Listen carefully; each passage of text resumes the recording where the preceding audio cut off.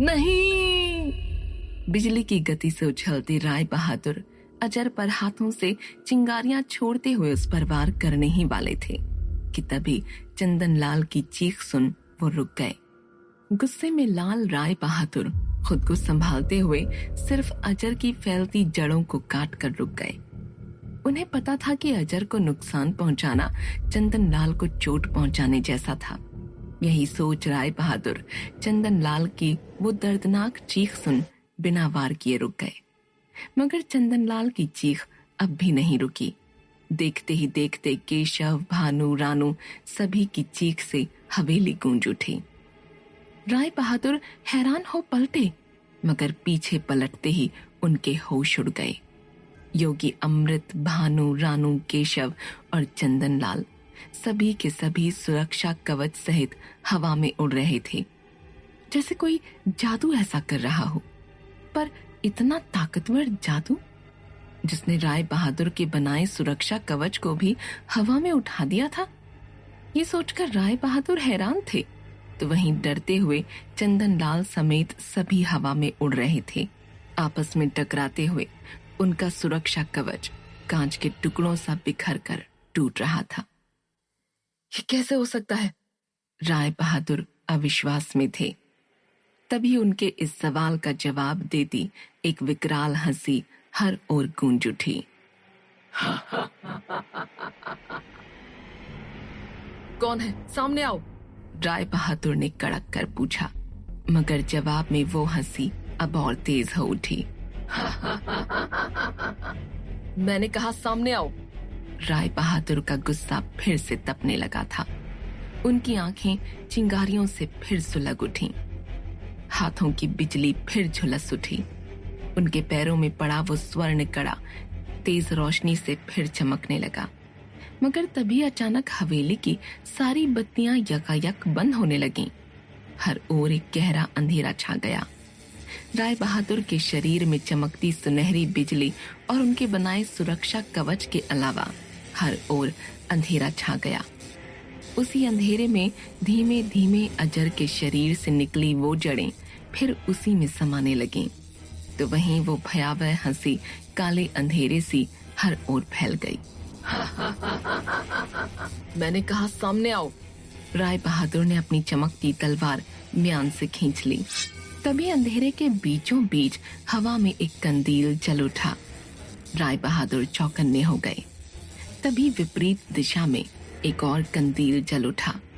हवा में लटकते ये कंदील एक के बाद एक राय बहादुर के चारों ओर जलते हुए उनके आसपास गोल गोल घूमने लगे।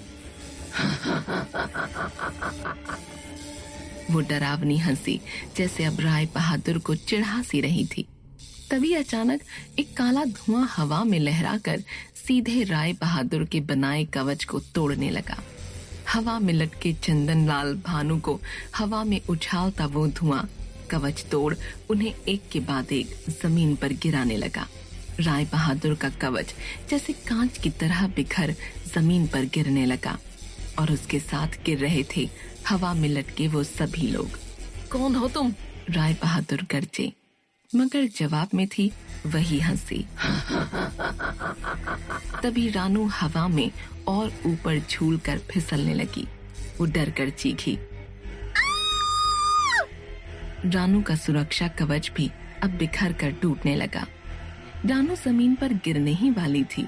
राय बहादुर रानू को बचाने दौड़े, मगर उन कंदीलों के घेरों को पार करने की कोशिश करते ही उनके आसपास काली छाया की एक जेल नुमा दीवार उठने लगी, जिससे टकराकर राय बहादुर फिर उसी घेरे के अंदर गिर पड़े। जेल सी उठती उस दीवार में चीखती चिल्लाती डरावनी आवाजें, हंसती रोती कई प्रेतात्माएं उभरने लगीं। रानू अब गिरने को थी। राय बहादुर फिर उसे बचाने के लिए दौड़े, मगर फिर उस चीखते प्रेतों की दीवार से टकराकर वो नीचे गिर गए। राय बहादुर गुस्से में चिल्लाते हुए फिर उठ खड़े हुए। उनकी दोनों आंखें अब काली हो चुकी थीं।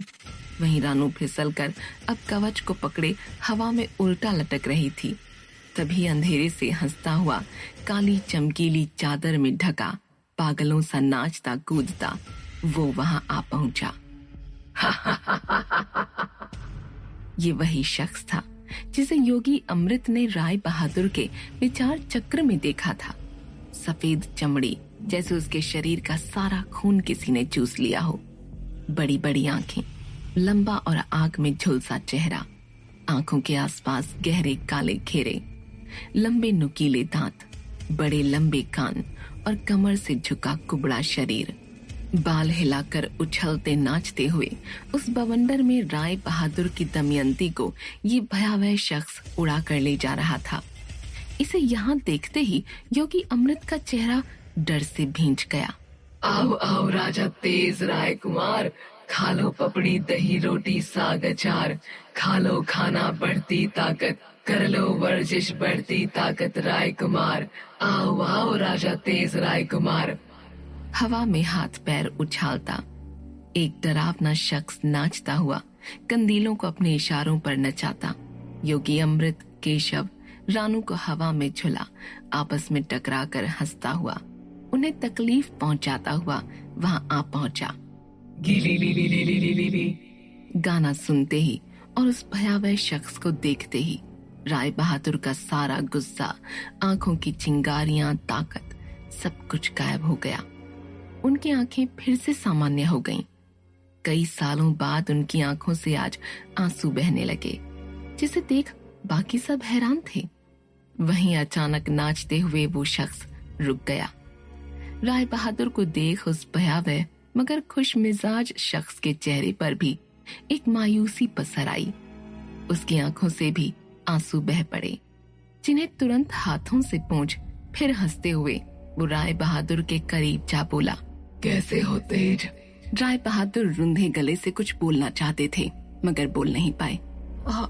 ये कहाँ, मौत से लौटकर कैसे आप? इस पर ये डरावना शख्स आसमान की तरफ देख हंसते हुए बोला, मौत जाग उठी है तेज। तुमने क्या सोचा मेरी कहानी खत्म, विशंभर की कहानी खत्म? नहीं, विशंभर अपनी प्रतिज्ञा पूरी किए बगैर कहीं नहीं जाएगा। इस दुनिया को कीमत चुकानी होगी, मेरी कीमत, लाल रानी की कीमत, मेरी प्यारी। कहते हुए उस शख्स के चेहरे पर दुख के काले बादल छा गए और अगले ही पल फिर उत्तेजित होकर वो बोला, सही नहीं हुआ, ये दुनिया जालिम है तेज, और तुम अब भी कमजोर उस तरफ खड़े हो। क्या तुम्हें नहीं लगता मेरे साथ, तुम्हारे साथ गलत हुआ? भयानक विशंभर का इशारा इतिहास में हुई किसी ऐसी बात पर था जिसे राय बहादुर भी जानते थे। उसके हर शब्द राय बहादुर को पीड़ा दे रहे थे। तुम नहीं चाहते उन सब का बदला इन लोगों से लिया जाए? लौट आओ तेज, लौट आओ। विशंभर के ये कहते ही राय बहादुर के आसपास बनी जेल नुमा दीवारों से प्रेत और जोर जोर से चीखने चिल्लाने लगे। आसपास हवा में उड़ते घूम रहे कंदीलों में जलती आग की लपटें और भड़क उठीं। राय बहादुर का दिल और पसीज गया। नहीं, राय बहादुर ने रोते हुए कहा, मैं ऐसा नहीं कर सकता। राय बहादुर की आंखों में ये कहते वक्त कठोरता थी, मगर कहीं न कहीं ना कहने का दर्द भी उनकी आंखों में सुलग कर बह रहा था। दूसरी तरफ नहीं सुनते ही विशंभर पागलों की तरह चीखने चिल्लाने लगा। पल में हंसता तो पल में चिंघाड़ने लगा। कूदते हुए कभी जमीन पर पैर मारकर गड्ढा करता तो कभी अपने हाथों से हवेली के खंभे को एक ही बार में चकनाचूर करने लगा। आसपास उसकी आंखों से, कान से, मुंह से काले धुएं के बवंडर उठने लगे। उसका ये विभत्स रूप देख सभी की रूह कांप उठी। अचानक वो राय बहादुर की तरफ पलटा और पागलों की तरह उत्तेजित हो बोला, नहीं, तुमने कहा नहीं, यही कहा ना तुमने?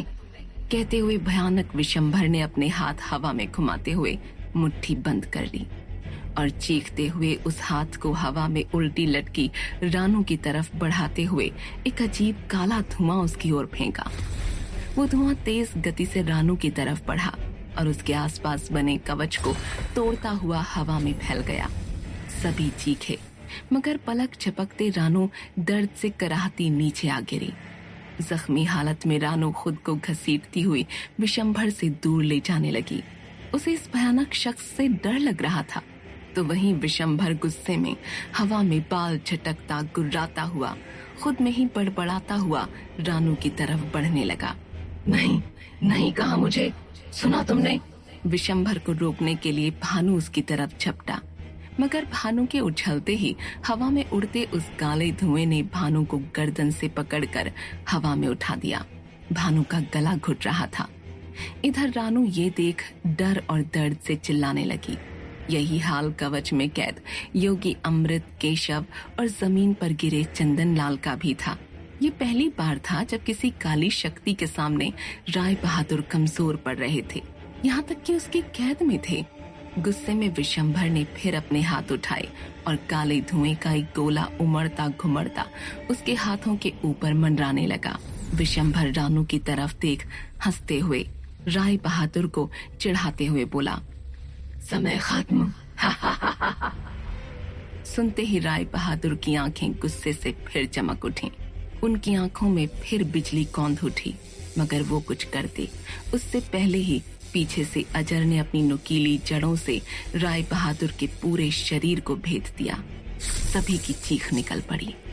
राय बहादुर को विशंभर की उस कैद में आम इंसानों की तरह दर्द महसूस हो रहा था। लड़खड़ाते हुए वो फर्श पर घुटनों के बल कराहते हुए गिर पड़े। तो वहीं ये देख अजर हंसता हुआ अपनी जड़ें समेट खिड़की के रास्ते अंधेरे में ही कहीं गायब हो गया। राय बहादुर का गाढ़ा लाल खून फर्श पर फैल चुका था। तड़पते हुए ही वो विशंभर को रोकते हुए बोले, ऐसा मत करो, छोड़ दो उसे। छोड़ दूं? विशंभर हवा में उछलकर नाचता हुआ राय बहादुर के पास आया। पर इसके बदले क्या मिलेगा? बताओ बताओ। क्या चाहिए तुम्हें? क्यों आए हो फिर से लौटकर? अच्छा, तुम फिर से लौटकर भावनगर उस श्रापित लड़की के साथ जा सकते हो तेज, मैं वापस नहीं आ सकता। श्रावणी का जिक्र सुनकर राय बहादुर की हवाइयां उड़ गईं। हाँ, मुझे पता है उस लड़की के बारे में। वही तो है चाबी लाल रानी के लौट कर आने की, इस दुनिया की तबाही की। क्या नाम था उसका? हाँ, श्रावणी। जो आज से 300 साल पहले नहीं हुआ वो फिर होगा। विशंभर ने दहाड़ते हुए कहा। लाल रानी के लौट कर आने वाली बात सुनते ही योगी अमृत और राय बहादुर दोनों के शरीर ठंडे पड़ गए। वो भय से भयंकर, मौत से क्रूर, तबाही का सैलाब, काली दुनिया की साम्राज्य ने लाल रानी नहीं। योगी अमृत के मुंह से यकायक निकल पड़ा। अरे हाँ। विशंभर हंसा और अब राय बहादुर को देख बोला, चलो अब जल्दी, तुम्हारे पैरों में पड़ा वो कड़ा निकाल दो और मुझे दो जल्दी, वरना इन सब की लाशें एक के बाद एक जमीन पर गिरती दिखेंगी तुम्हें। विशंभर की आंखों में जितनी उस कड़े को पाने की ललक थी, उतनी ही उसकी बातों में विश्वास भी कि वो कड़ा ना मिलने पर एक के बाद एक वो सबको मार डालेगा। ये कड़ा लाल रानी को फिर जगाने के लिए जरूरी एक बिखरा टुकड़ा था। राय बहादुर ये जानते थे, मगर वो मजबूर थे। जल्दी तो राय बहादुर, जल्दी, इतिहास फिर से लिखा जाएगा। जो कुछ आज से 300 साल पहले हुआ उसका बदला लिया जाएगा। न तुम बर्बादी तब रोक पाए थे, न तुम आज रोक पाओगे तेज। राय बहादुर किसी भी बेकसूर की मौत नहीं चाहते थे।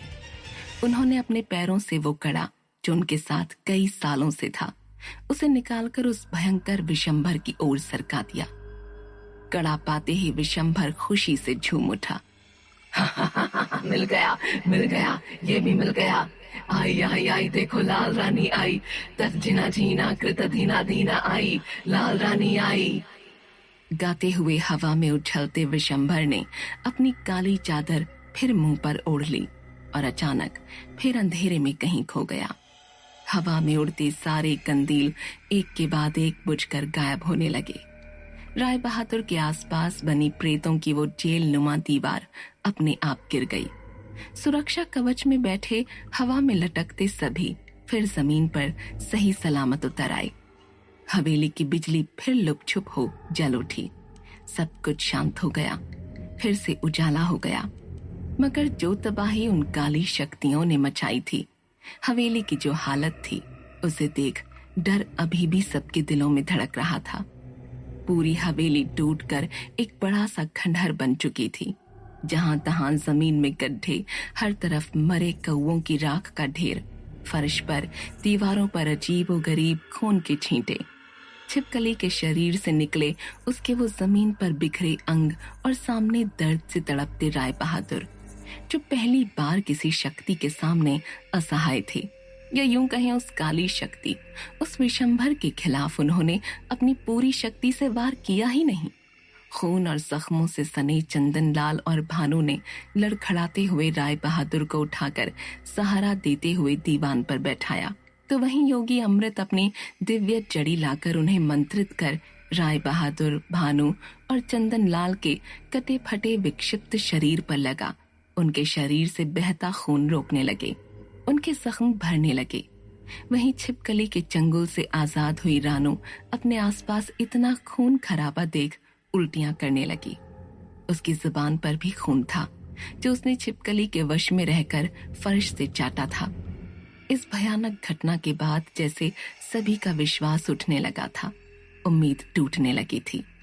चंदन लाल की आंखों के सामने से अजर का वो क्रूर खूंखार रूप जा ही नहीं रहा था, तो वहीं राय बहादुर की आंखों के सामने विशंभर का वो भयावह चेहरा, उसकी कही वो बात कि फिर से लौटेगी लाल रानी, 300 साल पहले जो नहीं हुआ वो होगा, सब गूंज रहा था। कौन है विशंभर? किस चीज की कीमत चुकानी होगी दुनिया को? क्या हुआ था 300 साल पहले? विशंभर के सामने क्यों कमजोर पड़ गए राय बहादुर? क्या इतिहास फिर से लिखा जाएगा? क्या लौट आएगी लाल रानी? जानने के लिए सुनते रहिए भयनगर